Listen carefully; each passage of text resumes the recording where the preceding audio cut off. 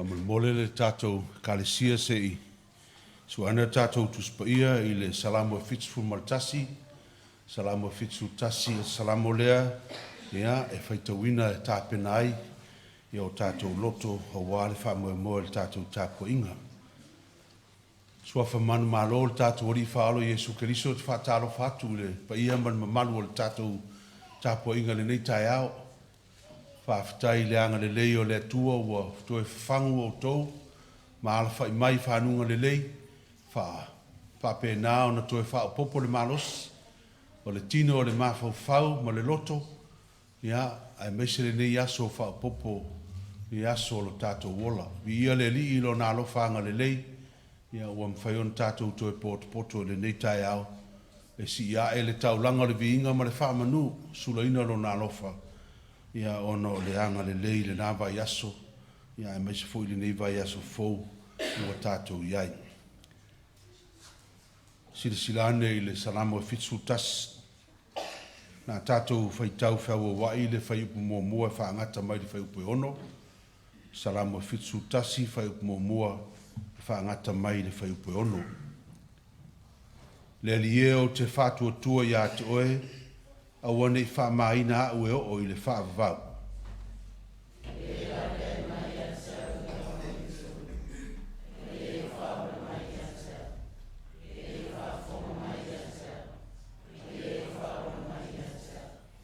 Ia whai oe ma papa o te mauai, ia o walu atu pēa I ai, o e pule whaaola mai ia te au, a wā olo papa malo olo o oe lava lea.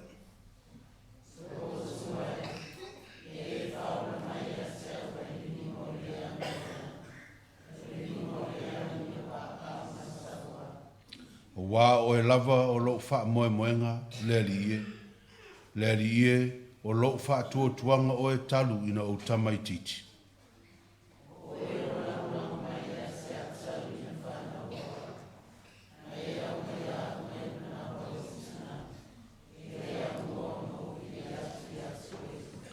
Nā tātou tāpuai I le tua.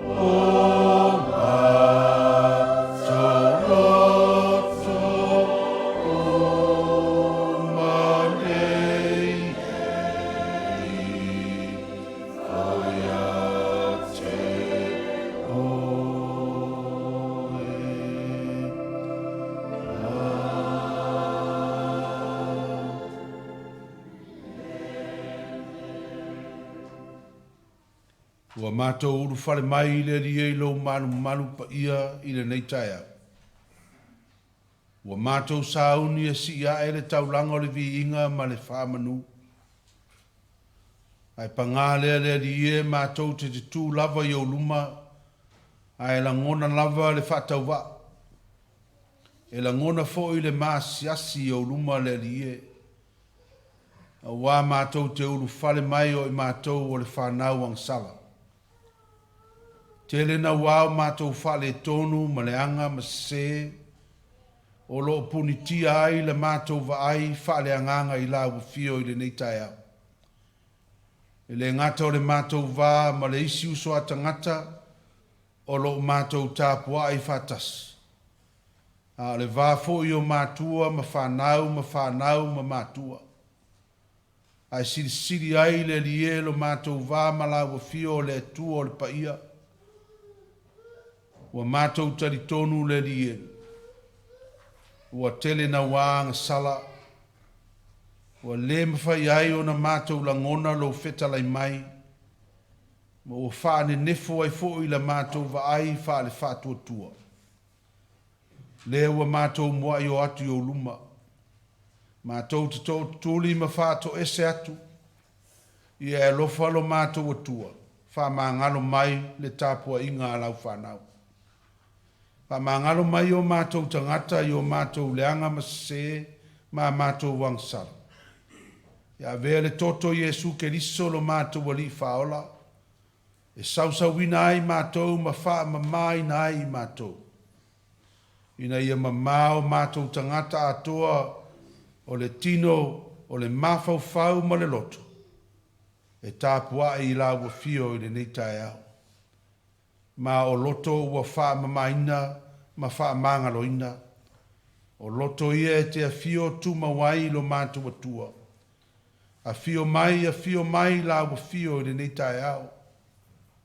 Ma e a fio mai o mātou loto ma e nofo tu mawai. Sa ve uina lo mātou whātua tua a o mātou whaia le nei tāpua inga. Ina ia mātou whaia lava i le moni ma le whamaonu. Ma i watu mea umai lo vi inga e whaavavau. I lo lava suafa Iesua mātou tatalo atua nei. Amene. O le vi inga o le tua e lua. Lua o le vi inga o le tua o la tātou pese.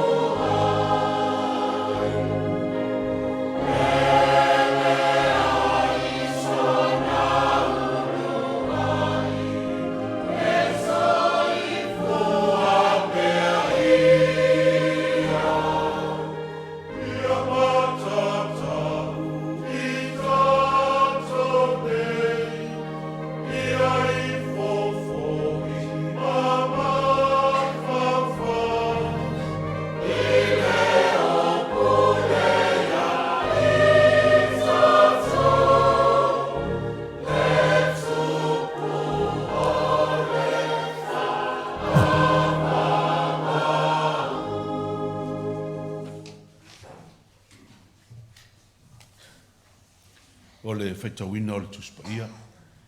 O le tusfitfilia mo tātou ma le whengenga tuai mo mai lea le lau tusi o kenese. Kenese lo nam tā upo e lusu lima. Tātou te whaitau whiawa wai le whai upo e luas fumaltasi. Whaangata mai le luas fumale valu. Our Old Testament reading is taken from Genesis chapter 25. We shall read from verse 21 to verse 28 from the Samoan translation. Kenese lo nam tā upo e lusu lima. Tātou whaitau whiawa wai whai upo e lusu tasi whaangata mai i le luas fumale valu. Wa fionga pa ia le tātou atua.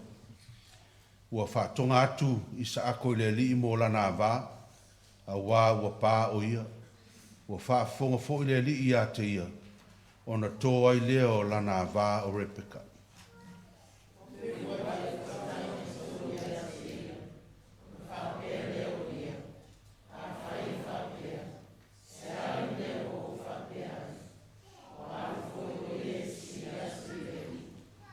Tali mai fo i le li i a te ia, e lua nuu o lo i tonu i a te oe. E lua lava nuu, e whanau mai i a te oe. E sili o na malosi o le tasi nuu le isi nuu. E nof polonga fo i le urumatua i le ui.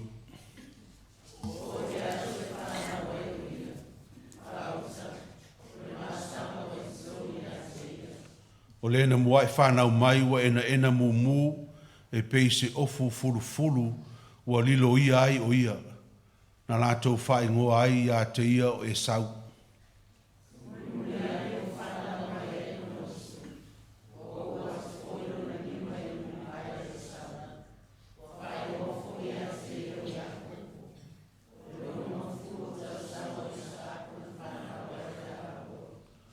Ua tutupu nei tama, e sau fo i o tangata ia ua poto i turi manu, o le tangata a vao, au ia kopo o le tangata ang balu o ia, ua mau i whale ie.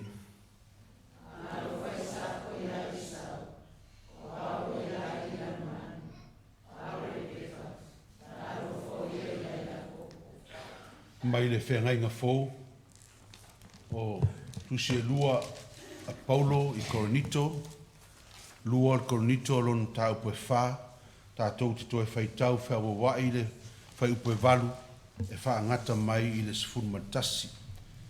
Our New Testament reading is taken from 2 Corinthians chapter 4. We shall read from verse 8 to verse 11 again from the Samoan translation. Lua Korinito lona matau pue wha, tātou te toe whaitau whiawa wai le whai upe valu, e whaangata mai le sifuru matasi. Ua pōpō ngā tia i mātou i mea uma, ai le whaatu vale ina. Ua whememe ai, ai le matua whememe ai.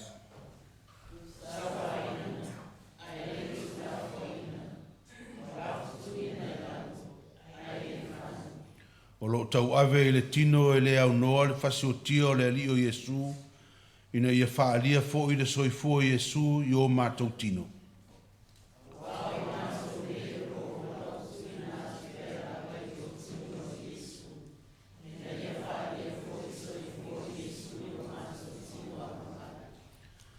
Whamanuia le atua le tātou whaitau ma whaanongolongo i ana fionga pa ia tu mau i a te ia lo na lava viinga, nei masa uma, se i o le whaavau lava, amene. Tā alofa tamaiti? Si ilunga lo rima pe na inu sauti nei tai au sauai. O le tiola a le tatou whata alofa a. Ya, di sau lofa i o mātua waweala ilunga e whaiti. Ia lava le malosi o wa tatou lotu. Ya, le lei. Tamaiti o tatou tala nei tai au. Don't give in to temptation. Repeat after me. Don't give in to temptation. Don't give in to temptation. Ya, le lei. A wha Samoa. A ua e te whaia ina I wha oso songa. Don't give in to temptation. Our story is a make-up story, but it's got a good our own at the end. Now, there was a group of monkeys who live in the jungle, and all they eat every day bananas. The place was full of bananas. And that's all they eat all day. One day, the monkeys would just lie all day and eat and wouldn't do any work. So the chief monkey's wife said to her husband, I think we should all go on a fast. And the chief monkey said, why? He said, well, for the well-being of all the monkeys. Look at them. They just eat and lie down. They don't do any more work. Maybe if we have a fast, we might help them. The chief monkey thought for a while and he said, okay, I agree. So he calls all the monkeys together and said, today we shall all fast for 1 day for our well-being. So no one will eat any food today. All the monkeys agreed, it's a good idea. So the chief monkey said, when we break our fast, we will all be hungry. So I suggest we all go and find and gather all our bananas together so that when we finish the fast, we have food to eat. All the monkeys thought, oh, that's a great idea. So they all went out, brought in all these bananas, and they put it all together under this big tree. All these massive bananas. And the chief monkey said, good work, everybody. Now we will have enough food to break our fast when we finished. The wife of the chief monkey noticed that if we break our fast and we are all hungry, we will all rush together to the big bunch of bananas and then there'll be a lot of fights over food. So he said to the husband, maybe we should separate each bunch for each monkey so that when the fast is over, each monkey can go and grab their own little food that's been separated. Or the chief monkey thought, oh, great idea. So they all went and separate the bananas into different bunches so that when it's finished, each monkey knows exactly where to go to. When it was done, all the monkeys decided to sit next to their bunch of bananas. They wanted to be near it. Soon they were all looking at the bananas, and one of the monkeys said to the chief, he said, Chief, why don't we make one banana ready to eat? Then we can save some time when we finish our fast. We can eat it. Chief thought, oh, this is a great idea. So he said, everyone take one banana and peel it and hold it in your hand, ready to eat when we finish our fast. Everybody peeled a banana, hold it in their hand, ready to eat. Everybody keep looking at the banana. And then one of the young child keep looking at the banana and said, Chief, it's a waste of time if we have to put the banana in our mouth when we feed. Why don't we just put the banana in our mouth now, but don't eat it? That way we save time. The chief was also very hungry and thought, wow, this is a very good idea. So he ordered all the monkeys, put the banana in your mouth, but don't eat it. So everybody was quite happy, put the banana in their mouth, and they didn't eat it. So matey, can someone put your hand up and guess what happened next? Yep. They started eating their bananas. And that's our story for today. Everybody was eating the bananas before the fast was even finished. It was only about an hour, but they started eating again. Temptation. Temptation is like that. All right? It comes very slowly in small bits and pieces until it finally gets you like that. The matey, temptation, it's like you start off with a nice lolly and you accept the train says, have a lolly. Oh, that's nice. Next thing you know, have a bar of chocolate. That's nice. And next thing you know, you keep going till, have a taste of this. And then you can't come back because you're hooked. I've noticed some young people are starting to smoke. And I know the temptation of smoking. It starts with your friend says, oh, have a go. I said, nah. I said, just smell it. Then you go, and you smell the smoke. I said, I'm not tempted. 2 weeks later, your friend says, just put it in your mouth, don't light it. Oh, okay, put it in your mouth. See, you're not tempted, you're not smoking. The following week is, you light it, said, just don't take a puff, just let it. And you go, okay. The following week, just take one puff. The following week, you smoke the whole cigarette.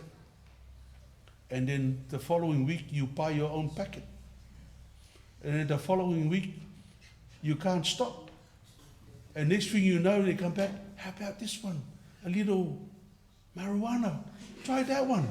And you go, okay. And next thing you know, there's no return.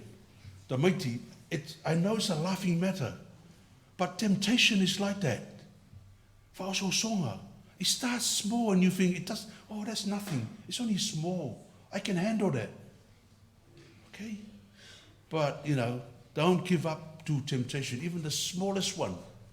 Because if you don't give up when it's small, I don't think you will give up when it gets really big. Okay? Remember, temptation. Mana tua fo tātou, remember our friend Jesus? When Satan tempted him, what did Jesus say? Satan, get behind me.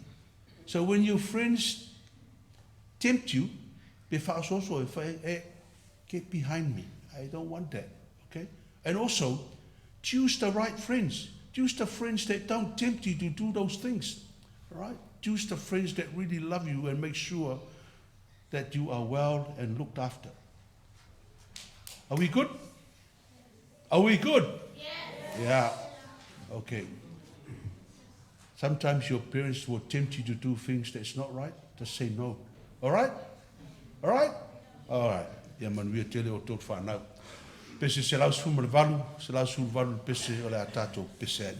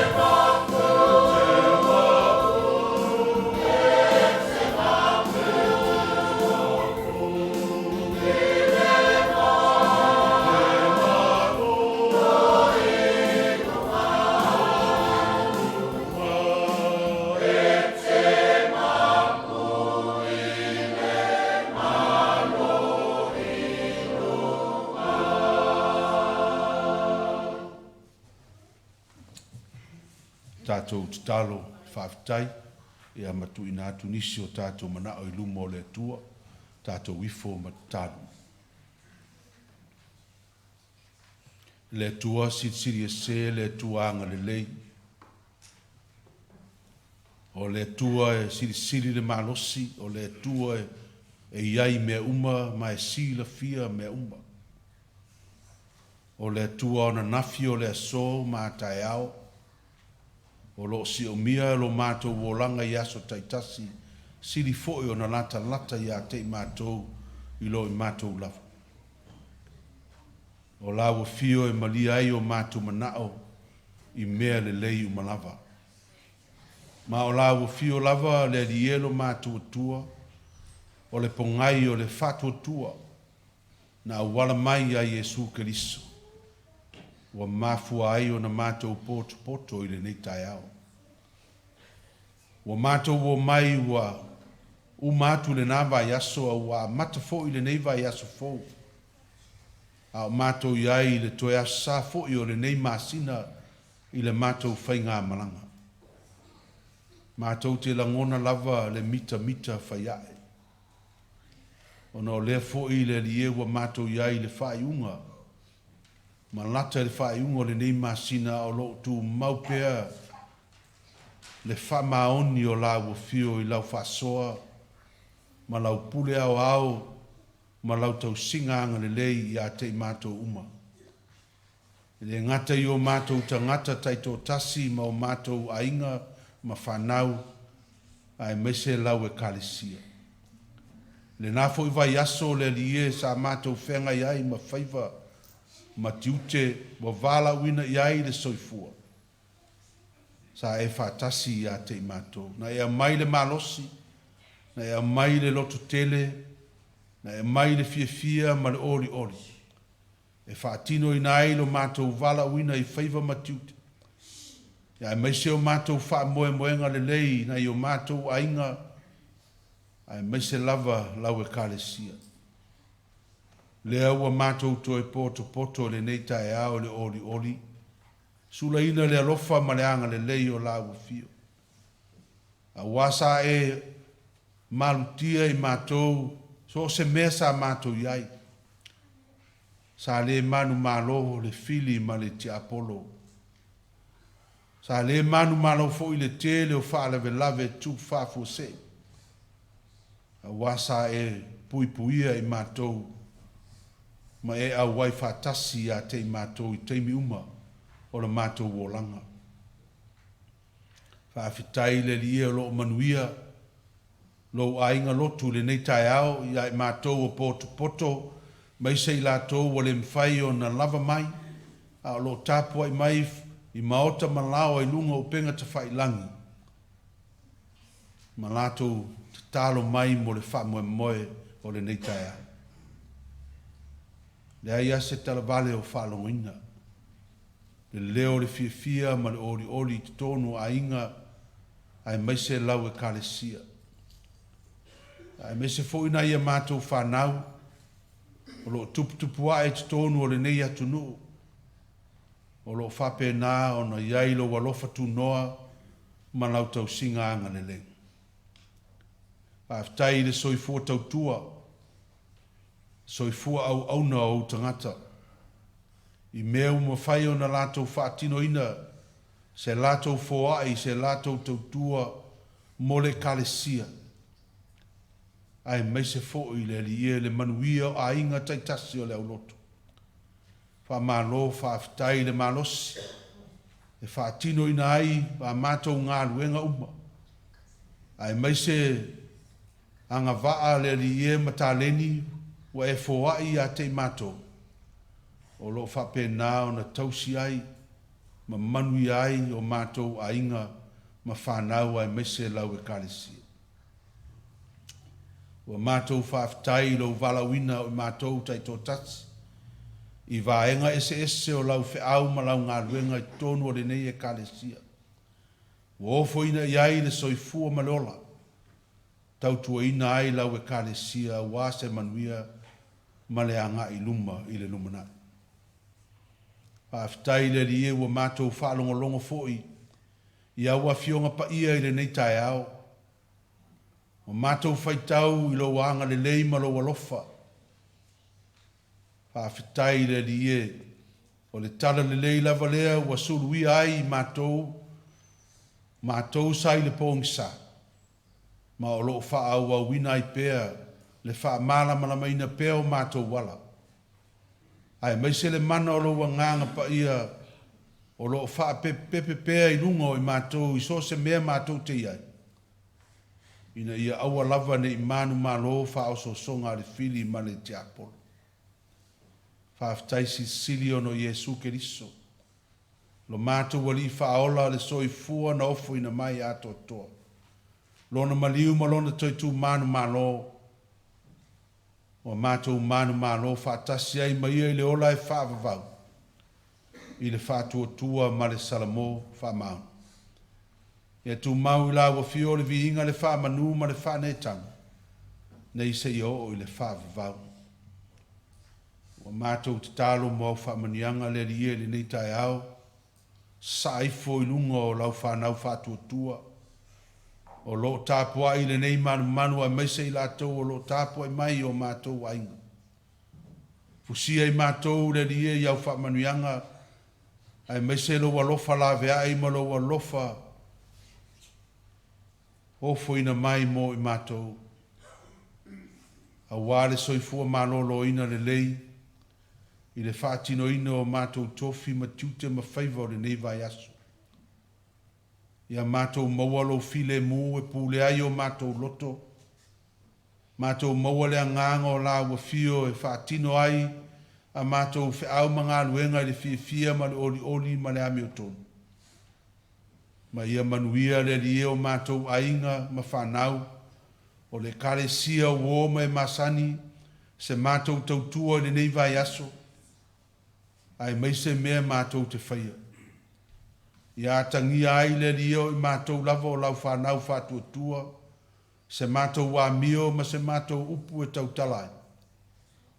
Ia whape nā le lie o na manuia o mātou tangata taito tasi.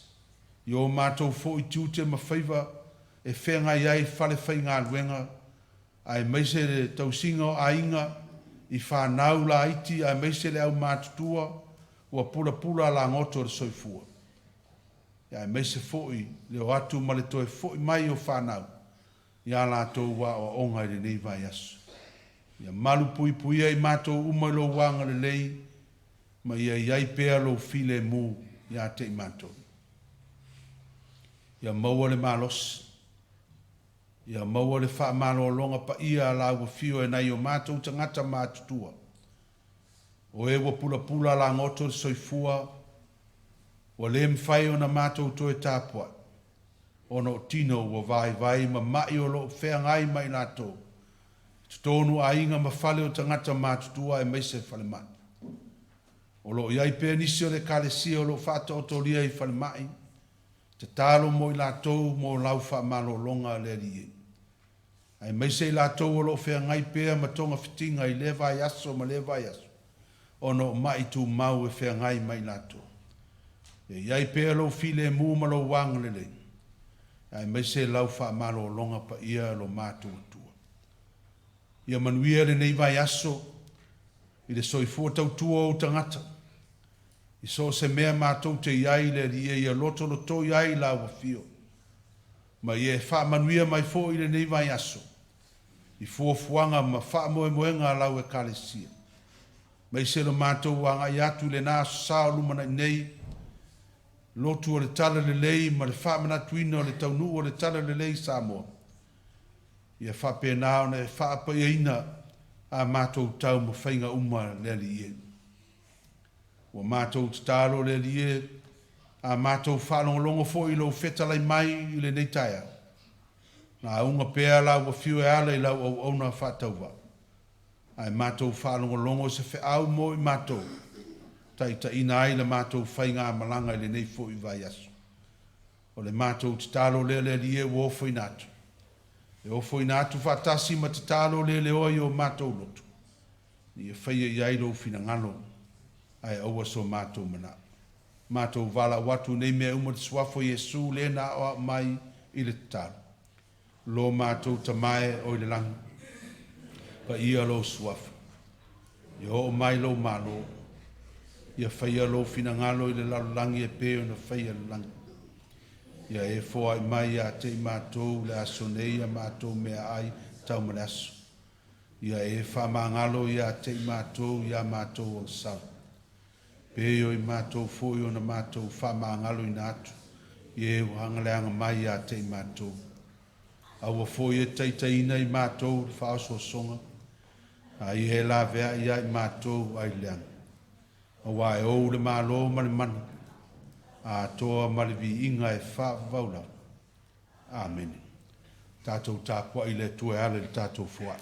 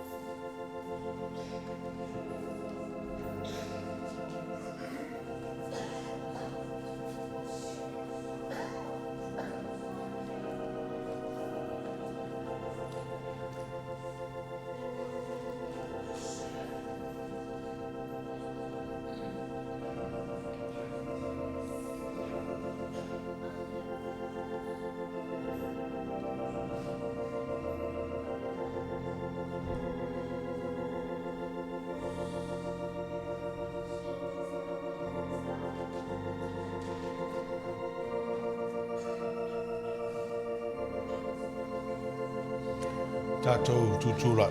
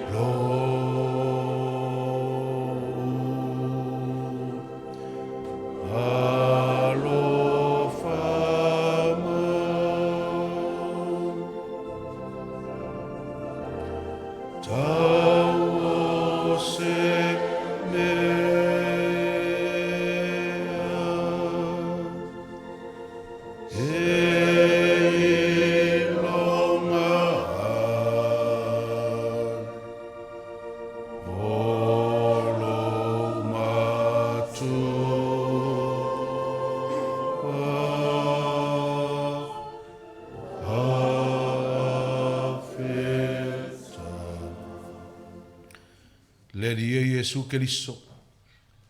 Ua manuia o mātou o langa o no re taulanga ne tāpenaina. I lou lava soifua ale lou maliu ma lou toi tū manu mano. A ua mātou toi ofo i nātu nei tupe. Whātasi mo mātou tangata whātau waa ma le le atoto. Mo au whi au mau ngā luenga. Tau lavo se mei lo ngai lo mātou loto whāwhitai. Talia mai la mātou fuai ma e whāpa ina. Ma e wha manuia mai lau whanau whātua tua le nei taia. Na ia mātou maua pēlea nganga fia. E tau tua ina lau a fiu e so se mea. Ua mātou maua le nei lalolangi a e maise o mātou tangata. I lou lava suafa Yesu o mātou te talo atua nei. Amene.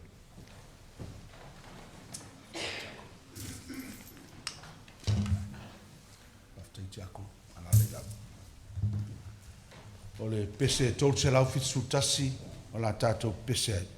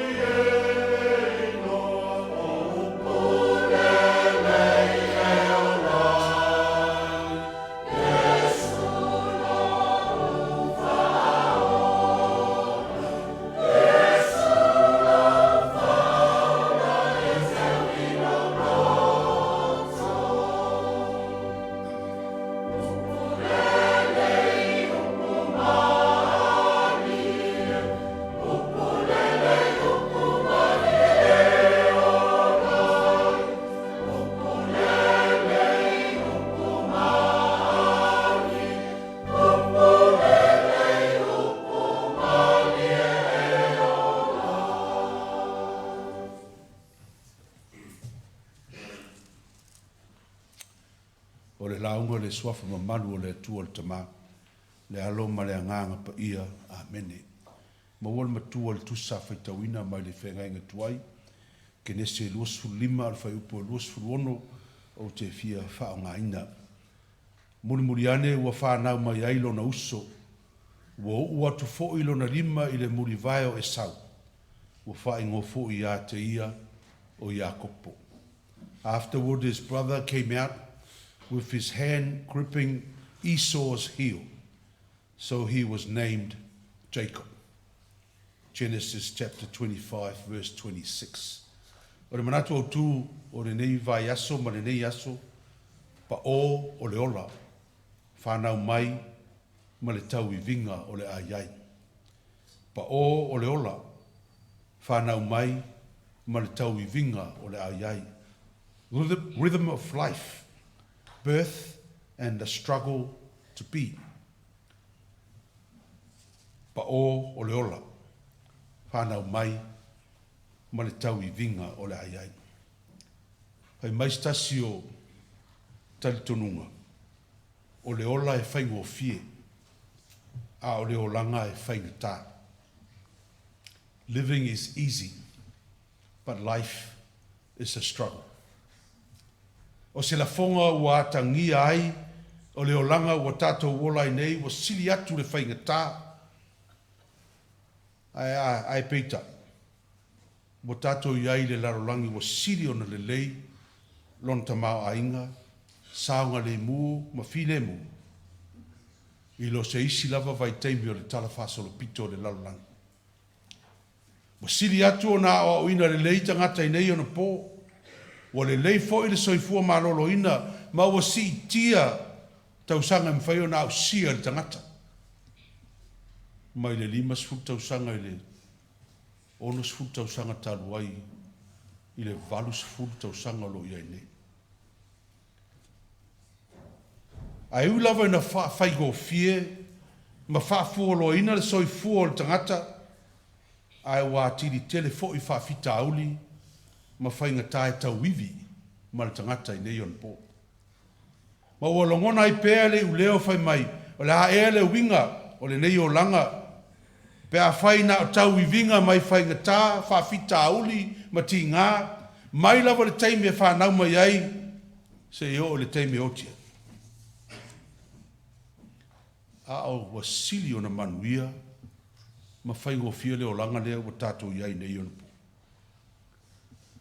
Whai mai le talitonunga o le au suesue. E ala o na tele mea o le o langa e tau vivi maltangata. Pe ao na suia le pa o le ola. Our many struggles begin when the rhythm of life of our comfort zones are challenged and changed. And for many of us who live in such comfortable lives, we cannot cope with changes, and so we struggle to maintain our health and well-being, and we struggle with the uncertainties of life. The rhythm of life has changed. Nono inga aolo ina suia le pa o le ola, mai le saunga le mu, le fi le mu, ma le fia ma sani o nei olai. E mai o le teimile na e tupu ai tau I vinga ese I o tātou wolanga. Ai leo se mea leanga le ola tau iwi. Pe o na manatu I ai le tō telo tangata. E ala ona leanga le ola tau iwi. Ona e le ma sani ai le olanga o tangata. And many of us have lost the will to struggle because life has been too comfortable where we are. O stasi o tala e le ngalo ia tea. Na mua o whaalongo iai I mālua. Ai le mwhaina ngalo ia tea lango le tala e wha matala ina ai le tāua le ola tawiwi. O le tala lea I le pepe, po le butterfly. Tala whai meina maua se tama tala vou, le pepe o lo tawiwi e sau I fafo, mai le afu malo po le cocoon, o lo iai tonu. Sau le mata I le ngai o inga le pepe o tau mawhai e sau fafo mai le afu. Sau atoa le tino I fafo, wa puta mātoa le tino le tau ivinga le pepe. Aolo tau wivi pē le pepe, e a mai fafo na pa au. Umi le taimi o tau wivi le pepe, ma ufolinga mai wa umalona malos. Wa le toi ai se ngai oi, wa le toi ngai oi. Ona manatu ai leo le tamatalawolo, e talo fai. Ai a pē le pepe pe a le mwhai ona a vese mai. Ona nofolo le tamatalawolo wa vane le afu afu. Mai le tino le pepe. Ma wai wai lava ona uma mai fafo le tino le pepe. Ai ua le atoa ma atoa apa au le pepe. Mo le mwhai ona lele. Ai sea. E le I loa e le tamatalawou. Me a lofa le atua na tuu foi le nei manu o le pepe. E mana o mia le tau wivi o le pepe malona afu malo. O le awala lea le atua na ave e unai ai le pepe vai mai le tino, mai lona tino. E whaatu tumu ai o na paau. Ina I mawhai o na wha ato toina ma matongo fie. Io e iei teimi. E mana o mia ai le tau wivi. Ina I mawhai o na o sia se wha moe moe. O le tala le tau ivinga ia kopo. Malona uso e sa. Tala walau loa. Ma e o lava ia tātou whanau ia. Walatou loa ia kopo me sau. O le tala le tau ivinga le auso. Mo wha maunianga le tamā I le atali ulu matua. A o le tala foi. I le tau ivinga o le auso. Mo wha maunianga le atua mo le tofi. Ulu matua. O se tau ivinga na amata le manava o le latina o Rebecca. A whaisa le iloa e sau o lo I ais tau ivinga. A o leo o manino le tala le tustalo kenes. E le I mā pe tu mama ina ia kopo. Le wha maunianga o le tofi o le matua. A waina ua whanau mai e sau o le tala kenese. Muli ane ua whanau mai lona uso. Ua uatu fo I lona lima I le muli vaeo e sau. O lona winga I te tonu lava le manava o le latina. Na amata e o le whinau ia kopo I lona uso e sau. I le tofi o le ulu matua. Ai whanau mai ia kopo. O ai whanau mai la e uu le muli vaeo e sau. O le wha maunianga lea. E le ai ase se sengo e sau mai ia kopo. O no la lave so mai e le se va. No winga e tutusa le nei la ua. O ulu matua uma. A o le uu fo I e ia kopo o le muli vaeo e sau. Wha maunianga nā whetalainga le tua ia Rebecca. E nofo polonga fo I le ulu matua I le ui. Ma ua mautino ai Rebecca. So se tau I vinga e a fia ai le whanau a le atua. E loto ia I fo I whatasi ma le atua. O lo mātira tila fo I le tala le nei a e sau ma ia kopo. Le a fia o mātua I tau I vinga al whanau. A wā le e fo ringa mai. E au le tamao o isa ako ia e sau. A le tina Rebecca le fai maritu stala e alofa ia Iakopo.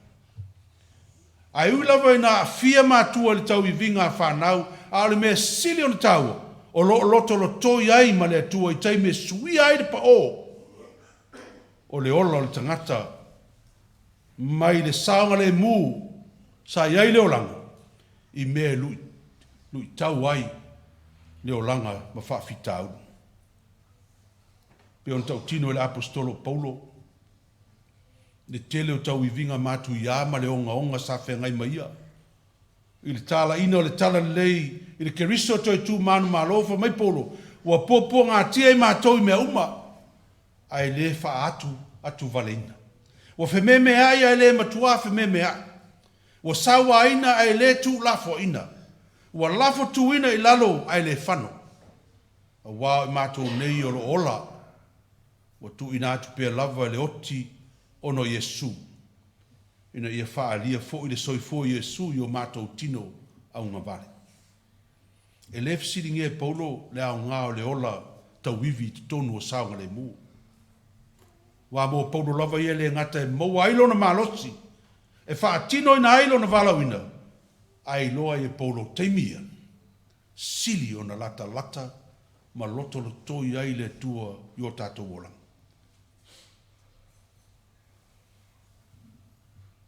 Wai loa e mautino e Paulo, le tali o le fisili o lo to fisili ai to tele, po le ale wha moe le ola, ma le olanga o lo tātou iai le nei e la olanga. O le olanga o le ola tauivi. O le ola tauivi e ta iala ina o tātou ola, i le wha au ngā ina o tā leni ma ngā wha, wa iai tātou ina ia manuia sa wha moe. Le ngata ile, tu sai mani mon maula apostolo po, o le ola tauivi. E atangi ai le ola o Iesu. E atangi ai le alofo Iesu, le ola foai, le ola tautua, le ola mamā, le ola wha mangalo, ai meise le ola tauivi o Iesu le ia manuia. Le istangata, ia te ia. Tātou maftanga le nitaia. Ai meise fo i tāpua inga o tātou ai ngai maoto malawa i le nitaia. E mawhaino o whapea. O lo ola tauivi e malo losi ai o wapa au e te lele ai te tonu o whawhita auli ma whainga tāo le o langa o lo iai nei.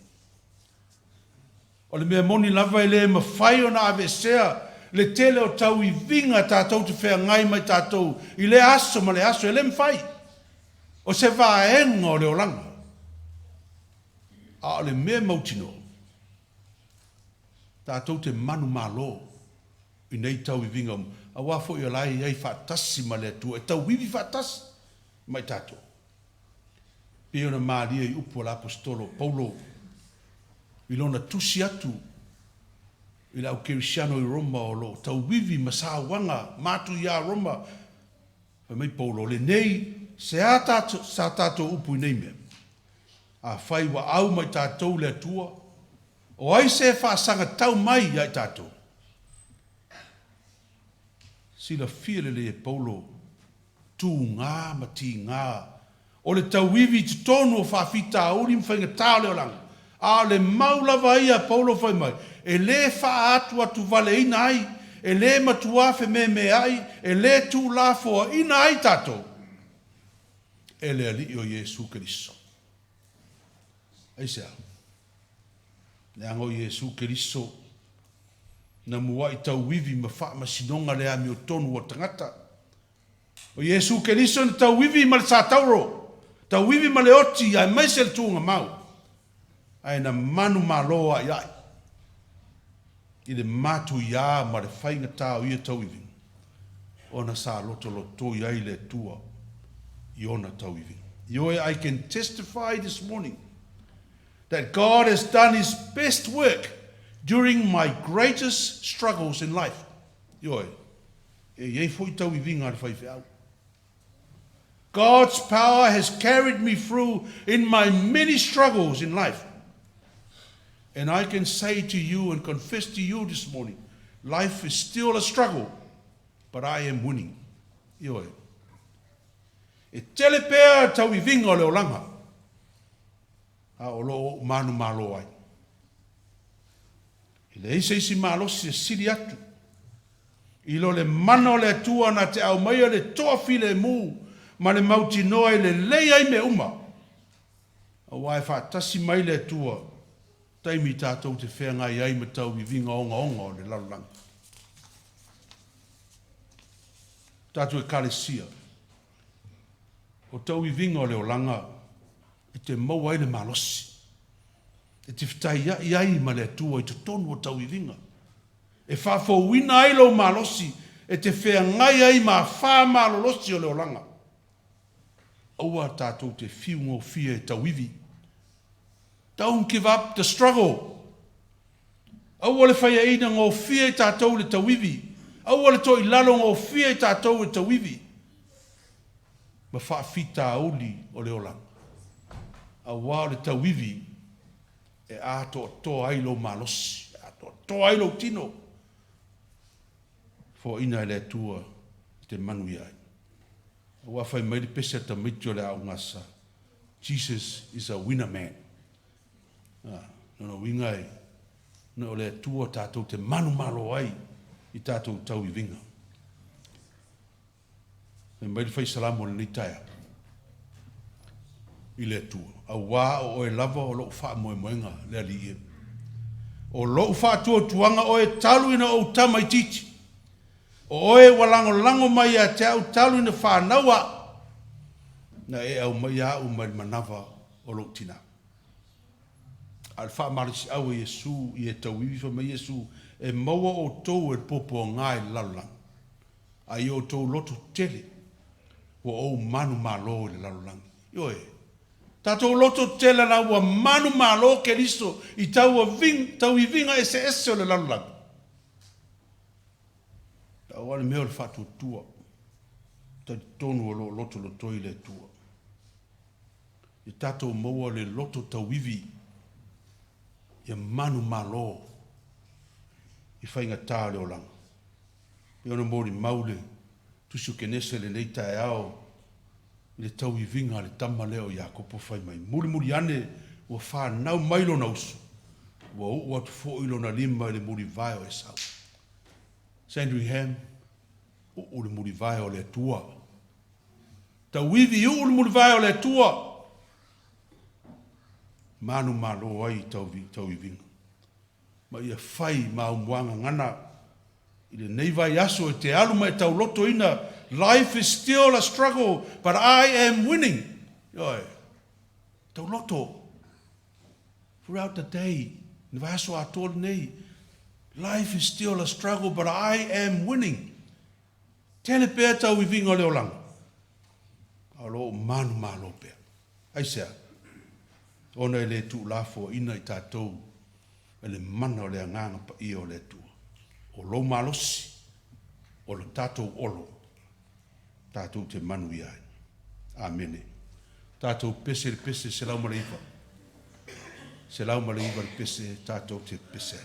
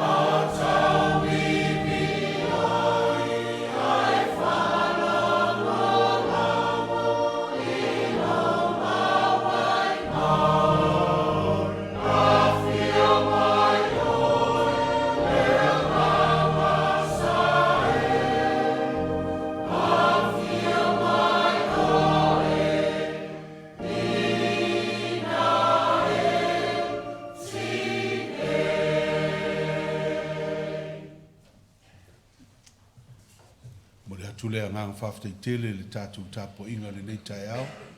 Whaftai le tāpuai. Whaftai fo i le talo. Tali tono wa maua se vi ingo le tua i le nei tai au le tātou whamoe. A le tātou whai u le talo. Le manuia ma le file mua la wa fio le tua le tama. Le alofa sisi le eso Yesu ke riso lo mātu wa li whaora. Le mafutanga whai pēr ma la wa fio a nganga pa iai. Ia ilunga leo i mātou ma nei ma lau whanau le lalolangi atoa. Nei maso uma se io o le whaavavau lava. Amen.